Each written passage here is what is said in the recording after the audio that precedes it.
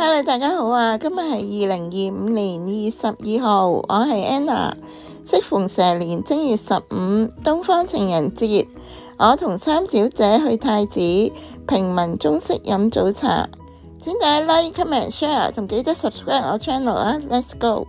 今日係去位於太子呢間正東城富城潮汕牛肉火鍋嗰度飲早茶。午市特價飯35蚊。茶用茶包沖嘅，我哋今日係要咗壺鐵觀音，茶味都一般。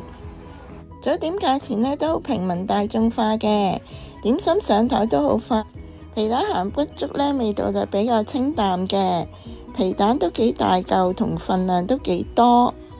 鹹骨呢都好腍滑嘅，但係就帶啲肥。粥嘅粥底呢係煲得好綿滑嘅。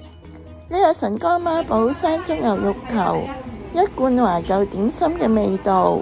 牛肉呢都蒸得幾腍滑嘅，加咗啲爽脆嘅馬蹄粒，味道都唔錯。配咗芫茜，可以提升咗味道，更加好食。特價優惠8個8，一籠2粒嘅蟹子燒賣王，賣相都幾靚啊！餡料有蟹子，同埋份量都幾多嘅豬肉，有啲冬菇粒，但係就冇蝦嘅，味道都唔錯。豬肉餡料雖然肥少少，但我同三小姐都鍾意食。呢個鮮蝦炸雲吞呢，夾落去呢，聽到聲呢，都已經知道係非常之脆口噶啦。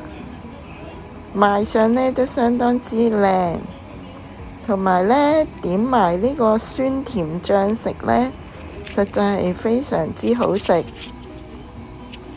蝦嘅餡料呢都幾多嘅，同埋呢都幾爽口，調味調得啱啱好，好食。另外呢個神江孖寶呢，北菇棉花雞呢就比較遜色，有一片薄薄嘅冬菇，同埋一啲細細塊嘅魚肚，味道都正常嘅。